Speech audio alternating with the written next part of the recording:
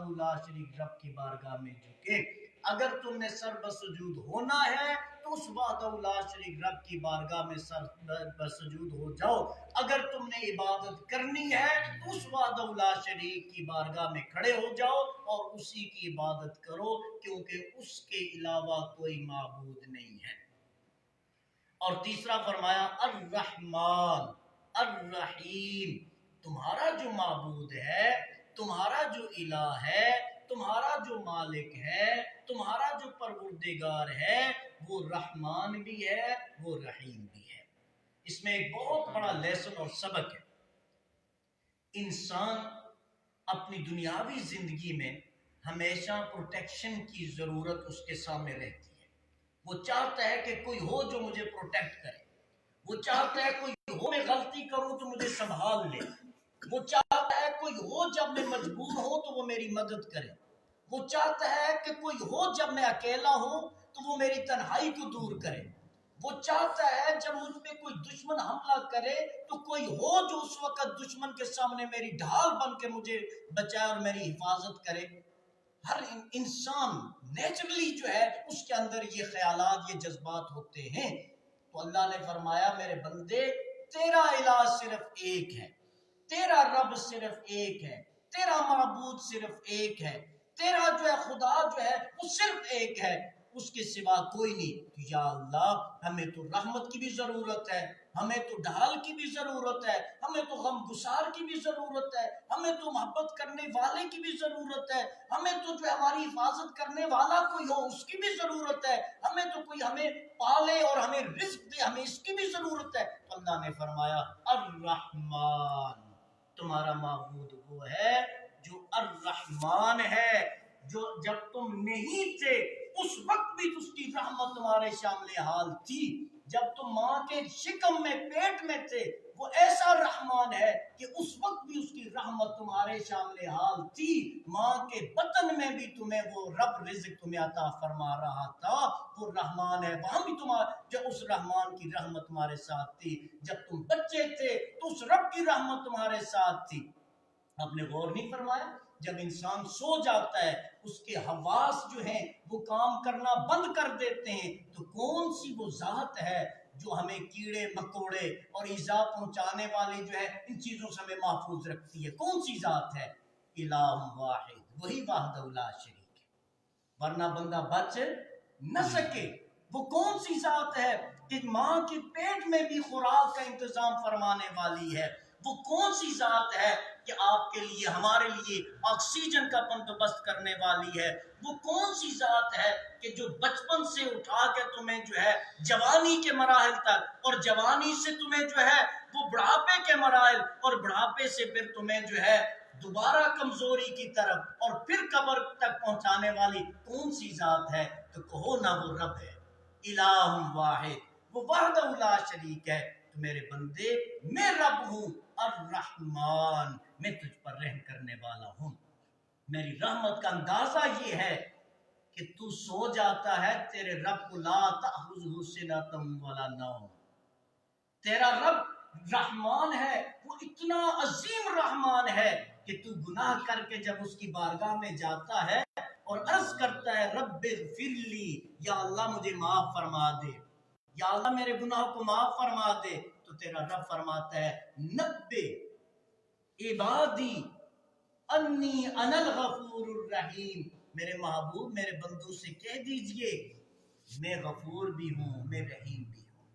تیرا رب تو وہ رحیم اور کریم ہے کہ وہ اعلان فرماتا ہے لا تقنطوا من رحمت اللہ، میرے بندے میری رحمت سے مایوس نہ ہونا، ان اللہ یغفر الذنوب جميعا انہ هو الغفور الرحیم، رب جو ہے تم سب کے گناہوں کو معاف فرما دے گا، وہ غفور بھی ہے اور وہ رحیم بھی ہے۔ تو تجھے رحمت کی ضرورت ہے تو تیرے رب کی رحمت تیرے ساتھ، تجھے محافظ کی ضرورت ہے تو تمہارا رب محافظ ہے، تمہیں طاقت کی ضرورت ہے تو تمہارا رب تو وہ ہے احکم الحاکمین، الیس اللہ باحکم الحاکمین، کیا رب سے بڑا کوئی بادشاہ ہے؟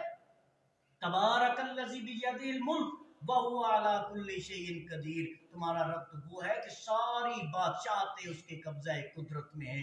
تو رب فرماتا ہے تمہارا الہ الہ واحد، صرف وحدہ لا شریک وہ ہستی ہے، لا الہ الا ہو، اس کے سوا کوئی عبادت کے لائق نہیں ہے۔ تمہارے سر جو ہے صرف اس رب کی بارگاہ میں جھکنے چاہیے۔ اور ارشاد فرمایا الرحمن الرحیم، وہ رحمان بھی ہے اور وہ رحیم بھی ہے۔ تمہیں رحم چاہیے تو رب کی بارگاہ کی طرف رجوع کرو، تمہیں کوئی پریشانی ہے تو اللہ کی بارگاہ کی طرف رجوع کرو، تمہارا رب تمہاری حفاظت بھی فرمائے گا، تمہاری خطاؤں کو بھی معاف فرمائے گا، اور تمہاری دین اور دنیا دونوں کو سنوار کر تمہیں فلاح اور کامیابی کی طرف لے جائے گا۔ تو حضرات محترم، آیا مبارکہ کا یہ آخری آیا مبارکہ جو ہے، جیسا میں نے پہلے عرض کیا، اس میں 3 باتیں خاص اہمیت کی حامل ہیں۔ پہلی اللہ کی توحید، اور دوسری اللہ کے علاوہ ہر ایک سے نفی۔ اور یہ نفی میں یاد رکھیں اس سے مراد کیا ہے؟ عبادت صرف اللہ کی ہے، ریاضت صرف اللہ کی ہے، سجدہ صرف اللہ کے لیے ہے، سجدہ صرف اللہ ہی کو ہے، اللہ کے علاوہ کسی کو سجدہ جائز۔ یہاں تک کہ ہم بیت اللہ شریف کی طرف منہ کر کے نماز پڑھتے ہیں تو ہم بیت اللہ کو سجدہ نہیں کرتے، ہم سجدہ اللہ کو کرتے ہیں۔ وہ ڈائریکشن رب نے ہمیں حکم دیا کہ اس طرح منہ کر کے نماز پڑھنا، تو ہم منہ اس طرف کرتے ہیں، سجدہ اللہ کو کرتے ہیں۔ تو جب بندہ مومن کا یہ یقین اور عقیدہ بن جائے کہ میرا رب حی قیوم ہے، وہ زندہ و جاویداں ہے اور زندگی عطا فرمانے والا ہے، میرا رب نہیں کر سکتا۔ کیوں؟ وہ انسان ہے، وہ کبھی سو جاتا ہے، کبھی بھول جاتا ہے، کبھی مشغول ہو جاتا ہے۔ تو تمہارا رب وہ ہے جو نہ سوتا ہے، نہ بھولتا ہے، نہ مشغول ہوتا ہے، اور نہ مدد کرنے میں کبھی دیر کرتا ہے، اور نہ مدد کرنے میں کبھی وہ پریشان ہوتا ہے، کیونکہ سارا کچھ اس کے قبضہ قدرت میں ہے۔ تو پھر انسان کو کیا کرنا چاہیے؟ پھر انسان ایک غلام ہے، ایک نوکر ہے، ایک ملازم ہے، سرونٹ ہے، وہ اچھلتا کودتا ناچتا ہوا جا رہا ہے مستی میں۔ ان سے پوچھا کہ بھلے انسان پورا بغداد قحط سالی میں مبتلا ہے، ہر بندہ پریشان ہے، کھانے کو کچھ مل نہیں رہا، اور تو ہے کہ اچھلتا کودتا جا رہا ہے، تجھے کوئی خیال ہی نہیں ہے؟ وہ کہنے لگا جناب بات یہ ہے، میرا جو مالک ہے، میرا جو آقا ہے، اس کے پاس غلہ بہت سارا ہے، تو جب میرے آقا کے پاس غلہ بہت سارا ہے تو میرے لیے پریشانی کی کیا بات ہے؟ باقی کوئی مرتا ہے تو مرے، میں جس کے ہاں ملازم ہوں، میں جس کے ہاں کام کرتا ہوں، اس کے پاس غلہ بہت ہے، اس کے پاس دانے بہت ہیں، اس کے پاس گندم بہت ہے، تو جب میرے مالک کے پاس غلہ بہت زیادہ ہے تو مجھے قحط سالی سے کیا لینا؟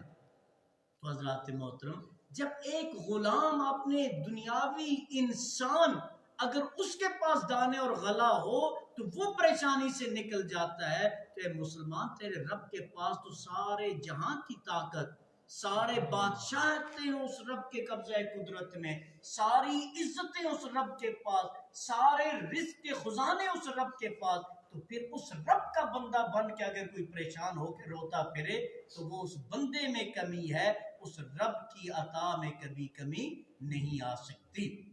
اللہ تعالیٰ سے دعا ہے ہمیں اپنے محبوب صلی اللہ علیہ وسلم کی غلامی میں قبول فرمائے، اور اپنی عبادت میں اور اپنی بندگی میں ہمیں قبول فرمائے، اور ہم سب کا خاتمہ بالخیر اور بالایمان فرمائے۔ اب مختصر ہم ذکر کریں گے۔ اگلا پروگرام انشاءاللہ العزیز، اگلی محفل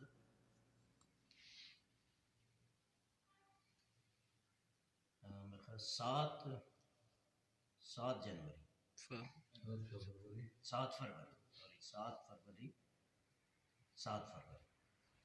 فروری بروز جمعہ المبارک مغرب عشاء انشاءاللہ العزیز ہمیں پیش فرماتے ہوئے،